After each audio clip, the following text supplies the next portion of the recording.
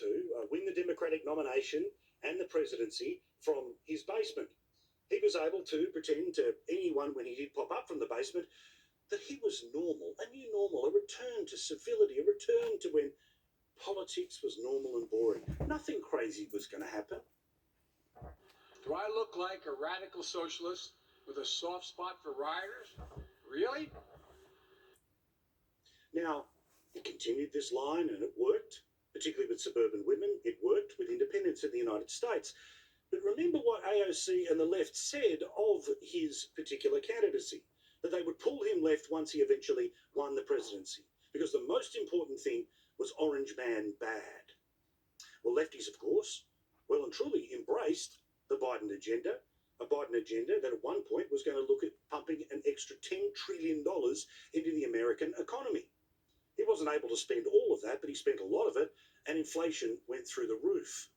There are big problems with what's happening in the United States right now. And just have a look at the poll numbers of the bloke who pretended to be middle of the road, but then started to turn out to either be a lefty himself or somebody who just wouldn't fight the lefties that were around him.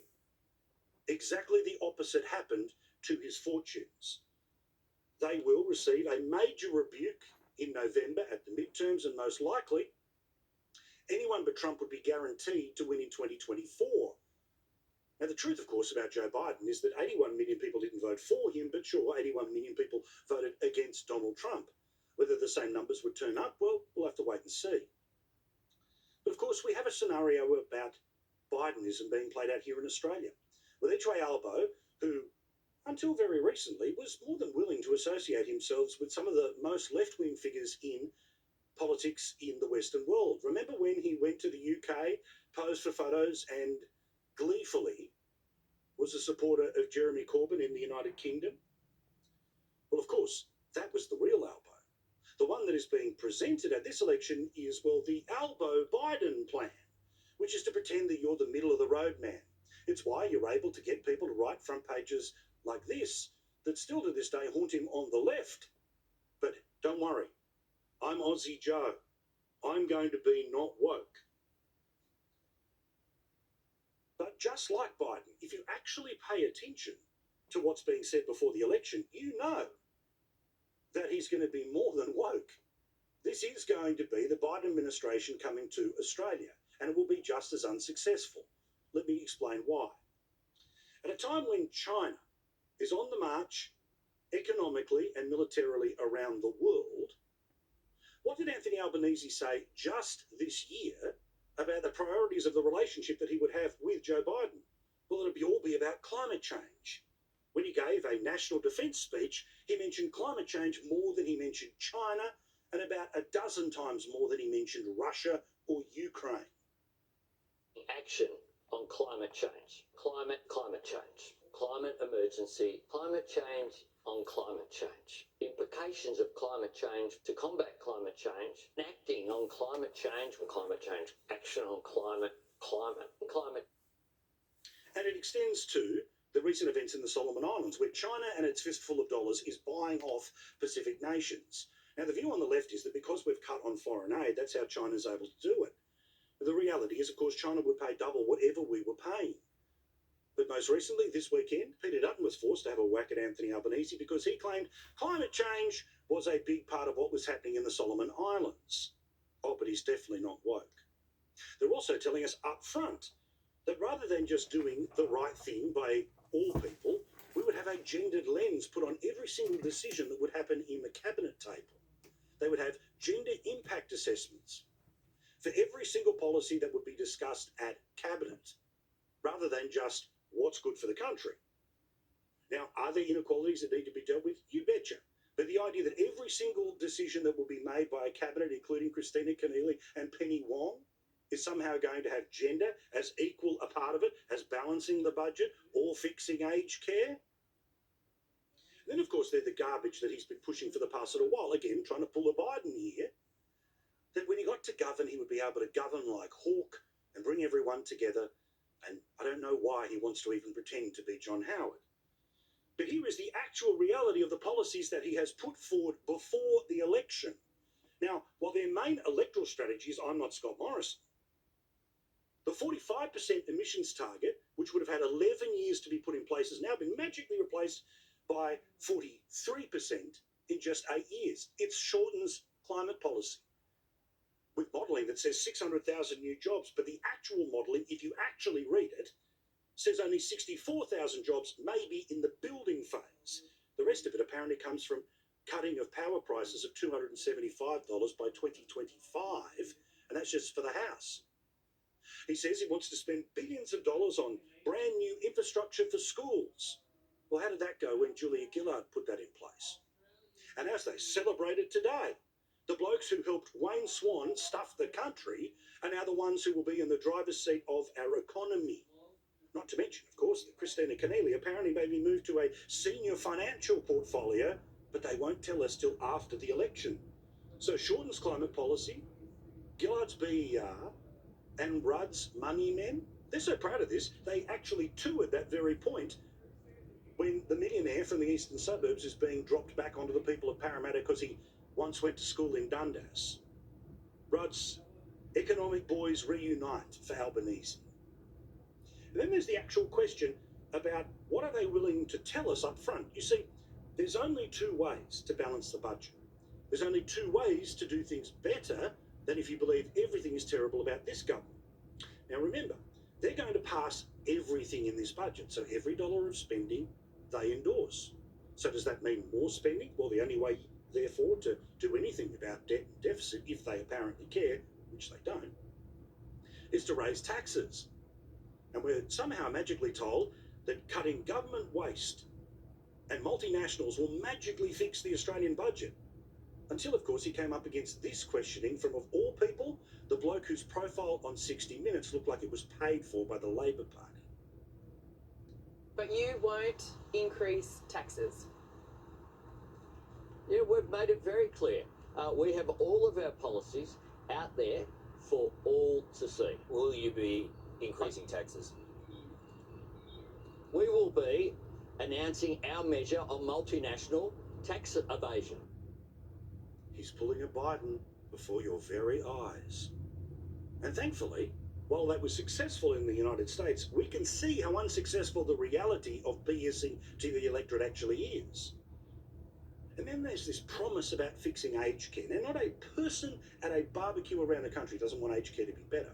And I agree with the ideas that the private companies that screw over old people in aged care should go to jail if they are found to have deliberately cut costs that end up hurting people. I have no problem with that. But the salesmanship was very dodgy. You see, in the speech that everyone saw on Thursday night, there wasn't a single number in the so-called budget in reply. He never said how much was going to be spent. Instead, that was briefed out to the media, that it would be $2.5 billion problem solved. Well, here's the asterisk. It's over 4 years. So the reality, does anyone truly believe you could fix the entire aged care system with just $500 million a year for the next 4 years? No.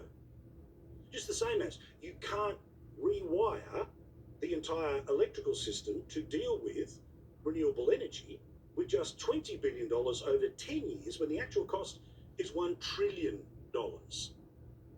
You can't rebuild the entire NBN when your policy at best will fix 1.5 million houses. I get it.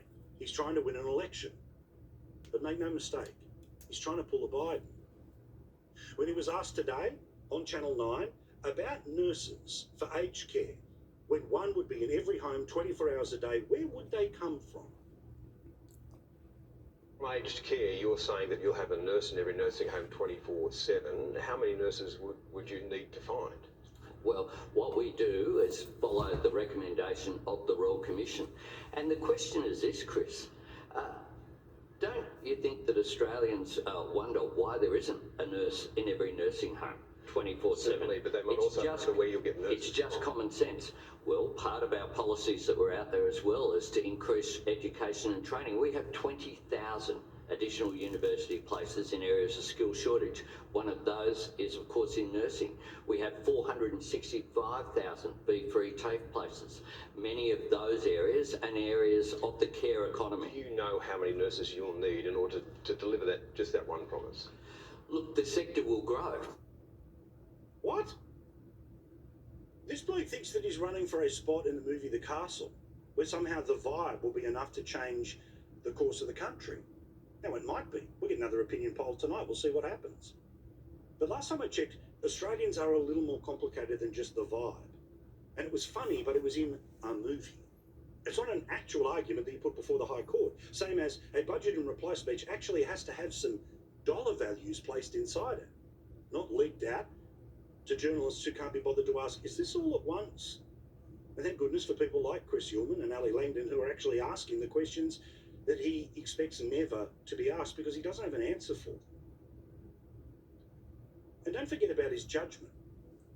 Remember, the people that will actually be running the government, just like Kamala Harris with Joe Biden, well, it's going to be the mean girls.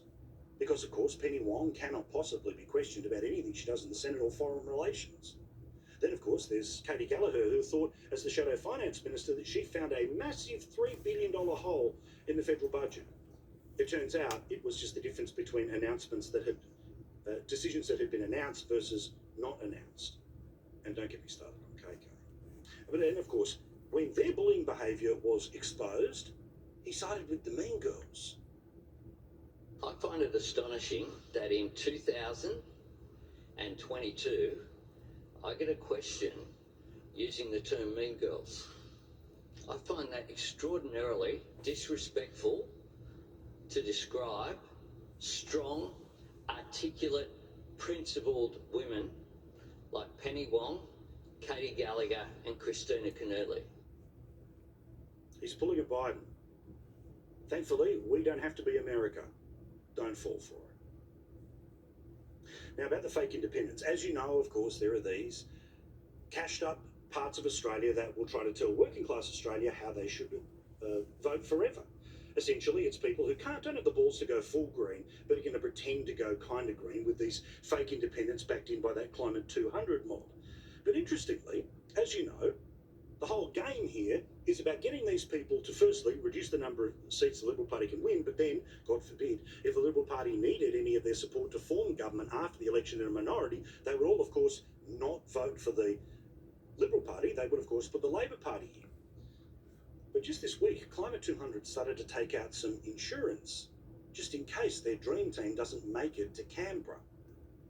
They're throwing money in the way of existing independents, hoping that their vote, if it came down to it, would be a vote for Albo. Look who popped up this week as two candidates being supported by Climate 200 on their website. Andrew Wilkie, current independent MP with a chance to decide who would form government after the next election. Rebecca Sharkey, current independent who would have a chance to decide who would vote after the election. And as we know, bullying is the word that if you can throw it in anyone's direction, it will apparently stick. Unless, of course, it's anyone on the Labor side. Then, nothing to see here. The term is offensive. I find the term mean girls offensive. What about this crap that was being served up in the Union Superannuation News website about bullying in Canberra and the fake independents? This is garbage. Have a look. Crossbenchers Zali Steggall, Rebecca Sharkey and Helen Haynes were the latest to make claims as to Mr Morrison's conduct on Thursday, saying he disrespected them during Parliament by turning his back and showing his disinterest by using his mobile phone while his opponents were addressing the House. Dear God! Now I know that there were a lot of tea towels sold when Julia Gillard had a crack at Tony Abbott for looking at his watch. But is this really